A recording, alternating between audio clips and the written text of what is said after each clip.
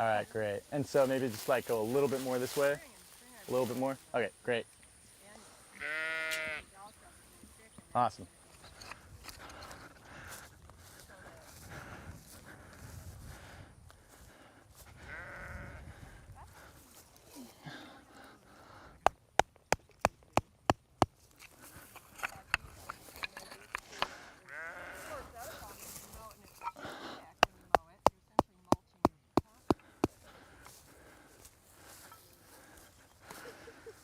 Awesome, thanks. 20. Cool.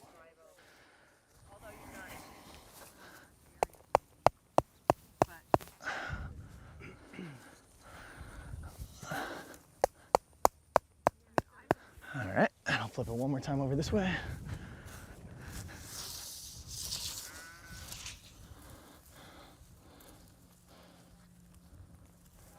That we mapped out our 5 intervals within our grid. Right now we're in interval 7.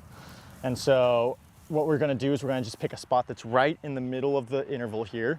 And we're gonna try and expose the bare mineral soil by removing as much vegetation as reasonable from the top surface here. It doesn't have to be a whole lot of space. Kind of just, we wanna try and minimize the soil disturbance here, but we wanna try and get the plant debris out of the way. We set up our grid and we picked our random integers that we're gonna be doing. This is number 13 right here. So we're gonna be doing box 13.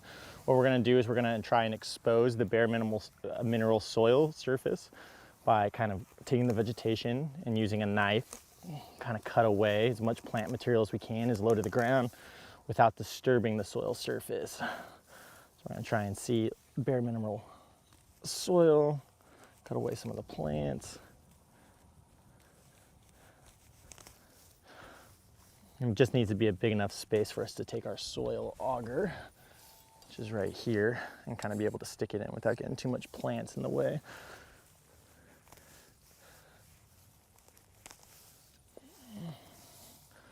All right, that's probably pretty good right there.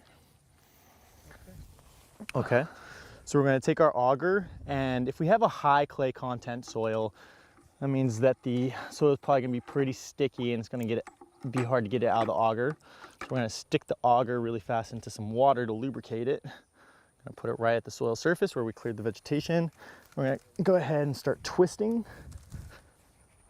to collect our first soil, which is gonna be the 0 to 15 centimeters of soil. So in order to capture that, what we're gonna wanna do is we're gonna wanna put this all the way down flush with the soil surface, and that's gonna give us our 15 right there. We're gonna pop it out. All right, and Neil is going to come and he's going to bring the bag that we're gonna collect this in. So the soil sampling kits come with Ziploc bags that have little tags on them. So this is the interval number, which is 13 on our grid, and this is 0 to 15 centimeters right down here. And then we're just gonna try and collect our soil and put it in this little bag.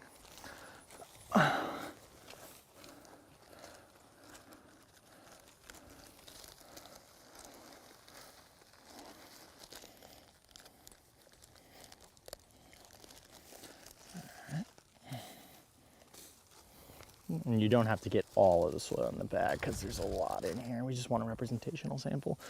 So one way that I found that gets good to get it out of the auger is to turn it upside down and hold my hand here and kind of hit it against the ground, and kind of starts to come out for us.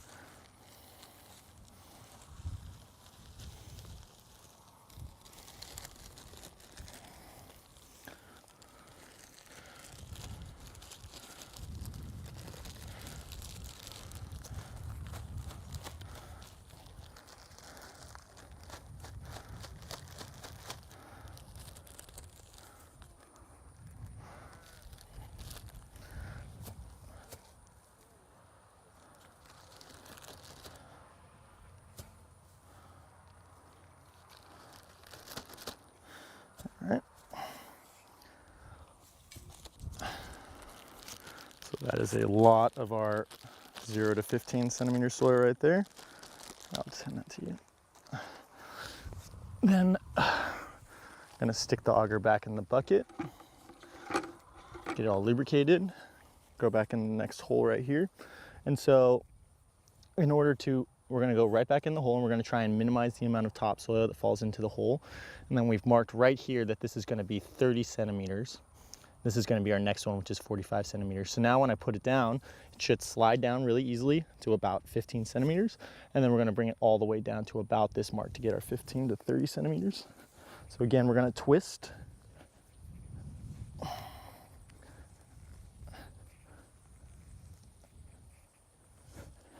And then we got where the line is right about flush with the ground, 30 centimeters. So we're just gonna pull directly up. And that's our 15 to 30 centimeter core right there.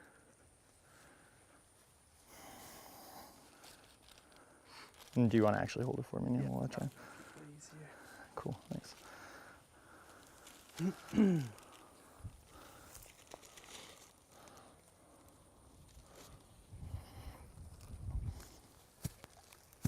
So when you take this to the lab, how do you actually, like this sample, how much you blend it and then pull out? So what we'll do is, we'll sieve the entire sample through a 2mm mesh and then basically mix it around so that it's a representational sample of that entire 15 centimeter interval.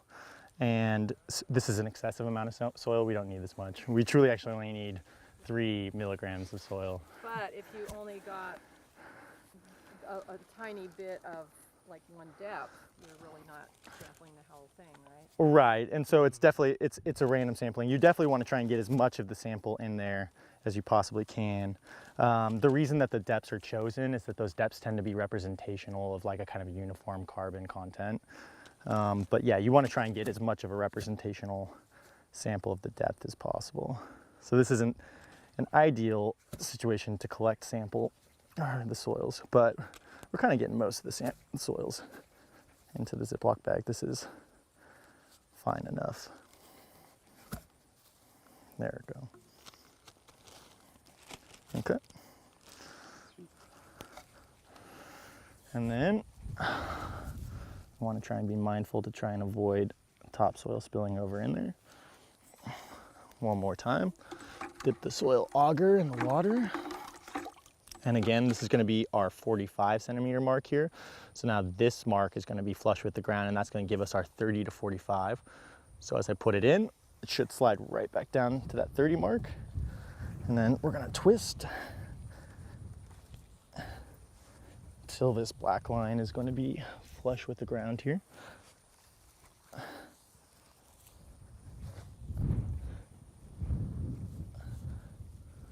Looks like a little bit more. That probably looks good right there. And just pull straight up. That's our 30 to 45 centimeter. Okay, so question is, when you pull that out, there was about this much more soil above the orange thing, the top of the auger. Does it just get fluffier? Is that why? Because really, it should just be 15 centimeters worth, right? Yeah. So the reason, I would say that the reason that might be the case is that like as you're pushing down and it gets more and more dense and compacted up here, it's just the fluffy stuff starts to come out the top, because the density of this bottom part is going to be a lot more than that top part.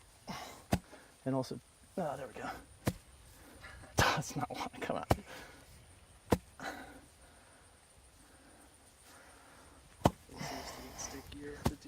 Yeah, the deeper it gets, the clay content increases. It's a little bit harder to get it out.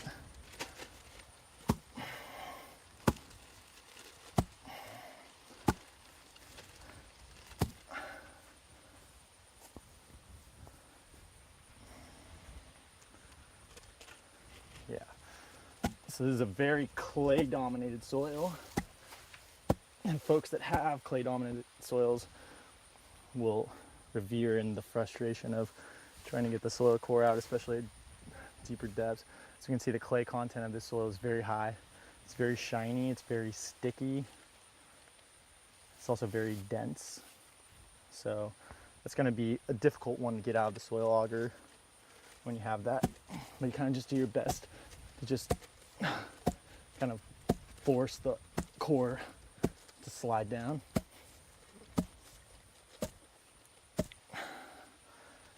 Take it out as it comes out.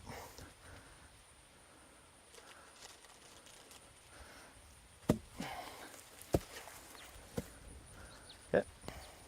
Do you want me to fill in the Maybe a holes, little, like, a little the sheep full, don't yeah. go in 'em? We can empty some of that out. Okay.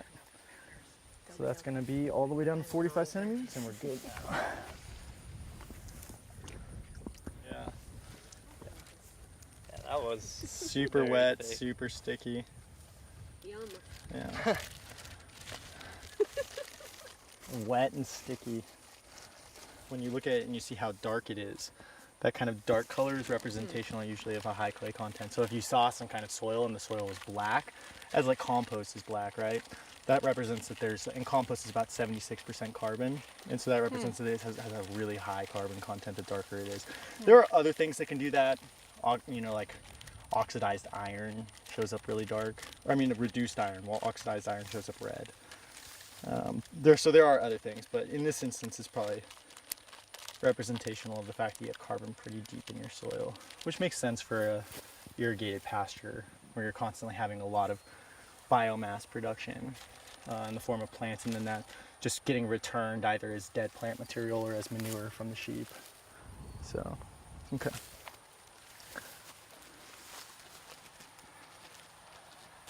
So then we have our sample number 13 from box 13. That's 0 to 15 centimeters, 15 to 30 centimeters,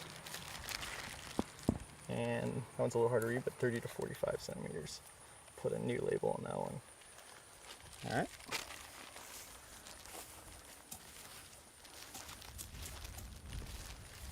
Generally speaking, as we go deeper down the soil profile, we'll see that we have a reduced carbon content as we go deeper and deeper, because most of the carbon that we're going to see that gets trapped in the soil comes from plant biomass and photosynthesis. And so on the top layers of the soil, so this is 0 to 15 centimeters, we can likely expect that we're going to see higher carbon content because it's closer to the vegetation. And as we get deeper down in the soil profile, we should see a gradient where our carbon content starts to be reduced as we get deeper and deeper.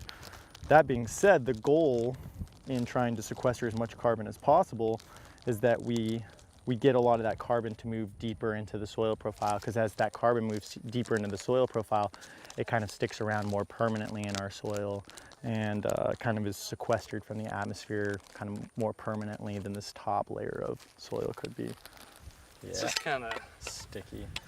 Yeah. All right, oh, there we go. That actually worked pretty well. Especially if we use water, kind of get it a little bit looser. But, Yeah, I forgot to lube it that time.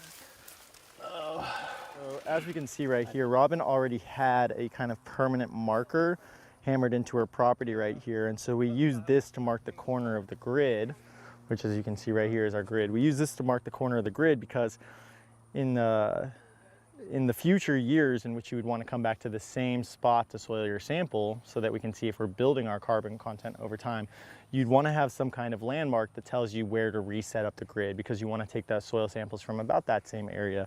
So in this instance, we have this kind of orange disc hammered into the ground, but another kind of marker that you can use is that we have like a fence post right here, as we can see, and that this one happens to be marked orange at the top. Well, if you look at the other ones are just white. So that's a good way of marking that this could be kind of the area that we could start the grid at. But some kind of permanent landmark that you can put into your soil would be the most ideal, so that you make sure that when you're coming back, you set up the grid in the same spot that you did for this first sampling event. What we have here is a PVC pipe that is 3-inch diameter and 5-inch width. And it doesn't really necessarily have to be those measurements. Those are the measurements that we chose to include with the Citizen Science Protocol Toolkit.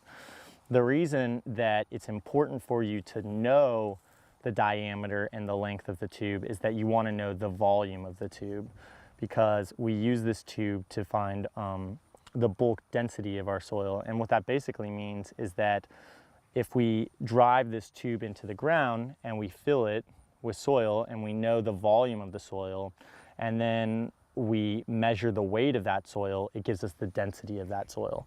And so the density of your soil is important because when we're taking our soil samples, we can take the carbon content of a known weight of our soil, but we can't apply it to the landscape level unless we know the density of our soil. And so our soil could have a lot of pore space or a little amount of pore space in which water and air can move through our soil. And in order for us to take our carbon measurements and expand them to the landscape level, we need to know the density. Yeah. There's a problem is holding it up. Oh, it's going in though. Yay! It is going in. Oh. All about. I don't really know what rubber mallets are for. Yeah.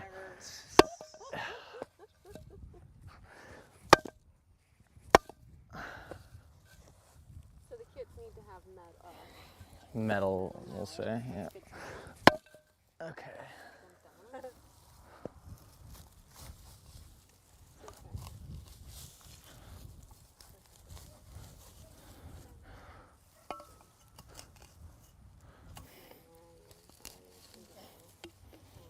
few of our indigo producers a lot of times. It's gonna be a lot harder to get to know my moon people to gallons.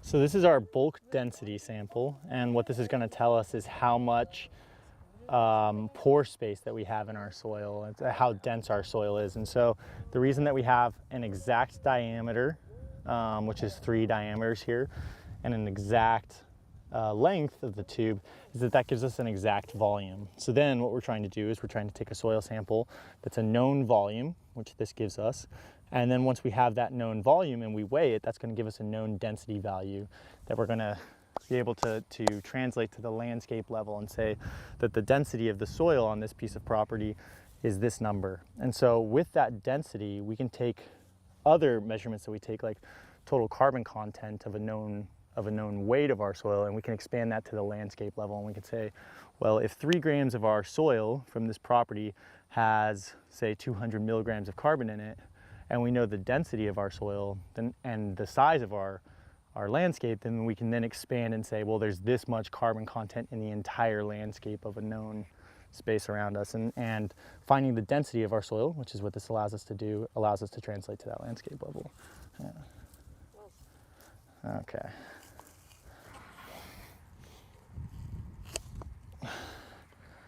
Okay. Yeah. Sure, that'd be great.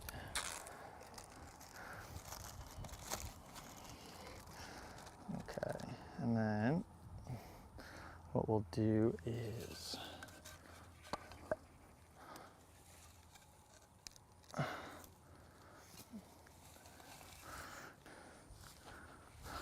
what we're going to want to do is we're going to want to kind of smooth off the edge. So you want the volume to be perfect? Pretty much as exact as you can have it be. And so that's probably pretty good right there. And then bigger bags. You're refining the kit as you go. Yeah.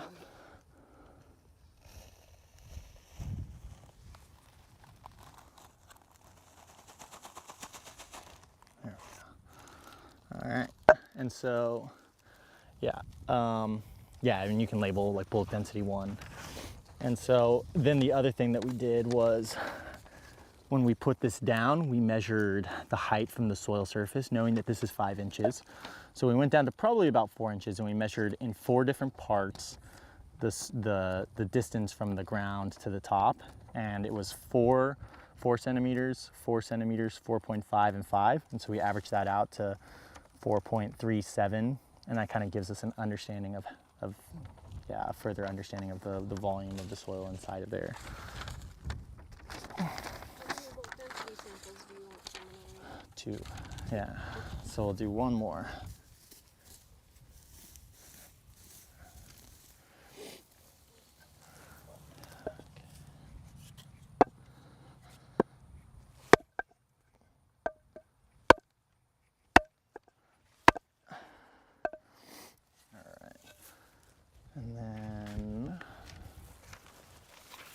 stick. Okay, so 3. 3. Also 3. And that one we'll say is 2.75.